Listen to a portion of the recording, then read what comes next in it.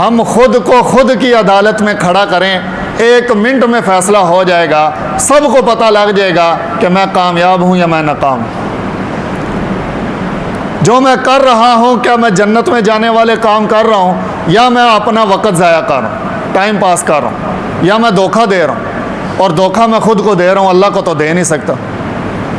اللہ نے تو بتا دیا کہ یہ کر کے ہوگے تو کامیاب ہے۔ اللہ نے تو آخرت کے سوال بھی بتا دیے، اللہ نے تو قبر کے سوال بھی بتا دیا، تم سے یہ پوچھا جائے گا، من ربک، من نبیک، اور دین کے بارے میں سوال ہوگا، ما دینک۔ ہر چیز اللہ رب العزت نے قبر کی بتا دی۔ حشر کے 5 سوال بتا دیے کہ سب سے پہلے یہ پوچھا جائے گا۔ اب ہر چیز، پورا پیپر ہمارے سامنے آؤٹ ہو چکا ہے، ہمیں پتہ ہے کیا پوچھا جائے گا، اس کے باوجود بھی میری تیاری نہ ہو، پھر میرے سے بڑا کوئی بے وقوف ہے؟ خود رسول اللہ صلی اللہ تعالی علیہ وسلم نے فرما دیا، الکیس من دان نفسہ وعمل لما بعد الموت۔ کامیاب شخص وہ ہے کہ جو مرنے کے سے پہلے مرنے کی تیاری کر لے، کہ مرنے کے بعد میرے ساتھ کیا کیا ہونے والا ہے، ابھی موقع ہے، ابھی تیاری کر لوں، ابھی چانس ہے، جب تک سانس چل رہی ہے اللہ پاک کی طرف سے موقع ہے۔ اور جب فرشتہ نظر آ گیا اس وقت تو فرعون نے بھی توبہ کر لی تھی۔ جب سامنے پتہ چل گیا کہ اب میں ڈوبنے والا ہوں، اب میری ساری کی ساری طاقت ملیا میٹ ہو چکی ہے، پتہ چل گیا کہ اب میں ناکام ہوں، اس وقت تو اس نے بھی کہہ دیا تھا آمنا برب موسیٰ و ہارون، میں موسیٰ اور ہارون کے رب پر ایمان لایا۔ ایک آنکھوں والا، دیکھنے والا بندہ وہ اگر اپنی نگاہ کی حفاظت کرتا ہے تو یہ اس کا کمال ہے۔ مثال کے ذریعے سے سمجھاتا ہوں، اپنی بات کو واضح کرتا ہوں۔ ایک بندہ ہے، اس کو نظر ہی نہیں آتا، اور وہ کہتا ہے کہ میں نے کبھی آنکھوں سے گناہ نہیں کیا، ہم کہیں گے بھائی اس میں تیرا کوئی کمال نہیں ہے، تجھے تو نظر ہی نہیں آتا۔ اور ایک بندہ کہ جس کو نظر آتا ہے، اس کو پتہ ہے کہ غلط آدمی کو نہیں دیکھنا، غیر محرم کو نہیں دیکھنا، وہ چلتے ہوئے جب اپنی نگاہ جھکا لیتا ہے تو یہ اس کا کمال ہے۔ ایک آدمی کو پتہ ہے کہ اللہ رب العزت نے اپنی عبادت کے لیے مجھے پیدا کیا ہے، اس کے باوجود اگر وہ ڈنڈی مارتا ہے تو وہ بڑا مجرم ہے۔ ہمیں پتہ ہے کہ قبر میں کیا پوچھا جائے گا، پھر بھی میں تیاری نہیں کر رہا تو میں بڑا مجرم ہوں۔ مجھے پتہ ہے حشر میں مجھ سے کیا پوچھا جائے گا، میں پھر بھی تیاری نہیں کر رہا تو پھر میں بڑا مجرم ہوں، پھر میں بڑا گناہ گار ہوں، پھر میں دوڑا مجرم ہوں۔ اور حضرت انسان جو بھی کام کرتا ہے، اچھا کام کرے یا برا کام سے رک جائے، وہ یا تو طمع میں کرتا ہے، لالچ میں کرتا ہے، حرص میں کرتا ہے، امید میں کرتا ہے، یا خوف سے کرتا ہے۔ اللہ رب العزت نے دونوں باتیں ہمارے سامنے رکھ دی ہیں۔ نبی علیہ الصلاۃ والسلام نے نماز پڑھنے کے فضائل بھی بتائے ہیں، پڑھو گے تو یہ ملے گا، اور نہ پڑھنے کی وعیدات بھی بتائی ہیں، نہیں پڑھو گے تو یہ بھی ہوگا۔ اور نماز پڑھنے کے بارے میں تو قرآن پاک کے اندر اللہ رب العزت نے حکم دیا ہے، وَأْمُرْ أَهْلَكَ بِالصَّلَاةِ، اپنے اہل والوں کو، اپنے گھر والوں کو، اپنے بال بچوں کو نماز کا حکم کریں۔ اور فرمایا کہ رسول اللہ صلی اللہ علیہ وسلم کی بابت ارشاد ہے،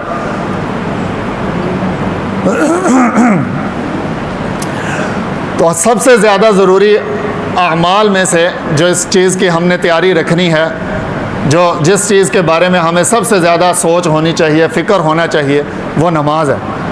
کل قیامت کے دن سب سے پہلے نماز کے بارے میں پوچھا جائے گا، اور جانے سے پہلے جانے کی تیاری۔ الکیس من دان نفسہ وعمل لما بعد الموت، مرنے کے بعد کی تیاری ابھی ہم نے کر کے جانی۔ اور آگے اللہ کے نبی صلی اللہ علیہ وسلم نے فرمایا، والعاجز من اتبع هواه وتمنى علی اللہ، یہ ہم سب کی عکاسی ہے اس بات کے اندر۔ فرمایا کہ بے وقوف شخص، نادان وہ ہے کہ جو اللہ پر امیدیں باندھتا رہے۔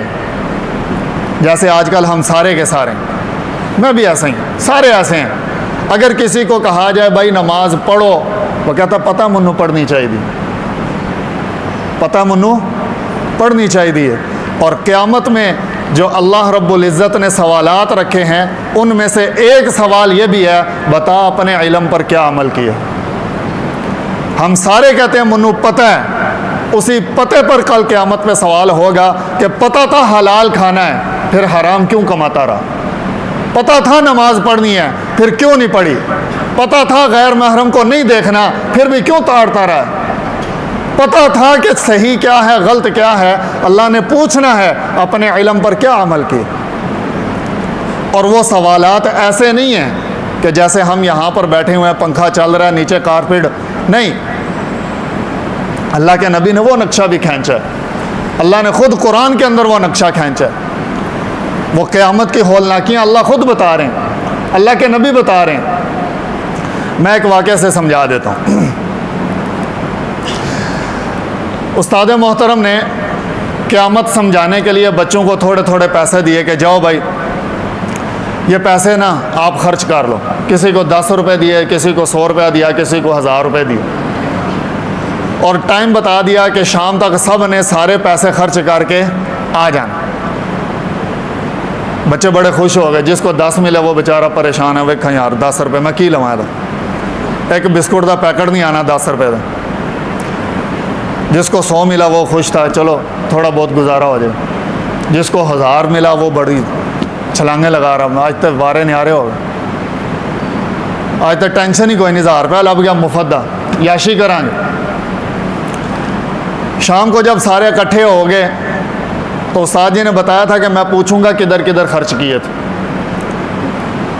اب سب نے یاد رکھا ہوا ہے کہ کدھر کدھر خرچ کیے تھے۔ جب سارے آ گئے تو استاد جی نے کہا، جو 10 روپے والا تھا انہوں نے کہا استاد جی 10 کتنے؟ انہوں نے کہا اتنے نہیں، تندور والی دکان تے آ جاؤ، نانا والی دکان تے۔ اب نکر پہ چوک پہ نانو والی دکان تھی، ادھر پہنچے۔ اب وہ تندور گرم ہے، اور جب وہ تندور والا تندور بند کرتا ہے تو اس کے اوپر ایک وہ دابڑا کہہ لو، تانبیہ کہہ لو، وہ اوپر رکھ جاتا ہے، اور وہ اس کی گرمائش سے گرم ہوا ہوتا ہے، تپا ہوتا ہے۔ استاد جی نے آخیا صاحب دینا جی اتنے کھلو کے دابڑے دے وچ کھلو کے۔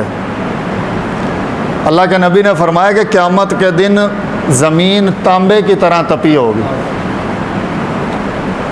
سورج سوا نیزے پر ہوگا۔ جون جولائی آنے والا ابھی آیا نہیں ہے، اور جون جولائی میں سورج کدھر ہوتا ہے؟ کئی 100 میل دور ہے زمین سے، اور ہماری حالت کیا ہوئی ہوتی ہے؟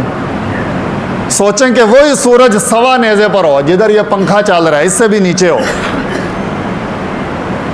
اور نیچے سے زمین گرم ہو کے تپ جائے کہ جیسے تانبا تپا ہوا ہے، لوہا تپا ہوا ہے، اور کہا جائے ادھر کھڑا ہو کے بتا کہاں سے کمایا تھا، کہاں خرچ کیا تھا، اور ایک دن نہیں ساری زندگی کا حساب دینا ہے۔ اور صرف یہ نہیں بتانا کہ کہاں خرچ کیا ہے، یہ بھی بتانا کہ کہاں سے کمایا ہے۔ یہ ساری باتیں مجھے پتہ ہیں، اس کے باوجود اگر میں تیاری نہیں کر رہا، میں سیانا، میں تو نادان ہوں، میرے سے بڑا بے وقوف بندہ نہیں ہے کہ جو جانے سے پہلے جانے کی تیاری نہیں کر رہا۔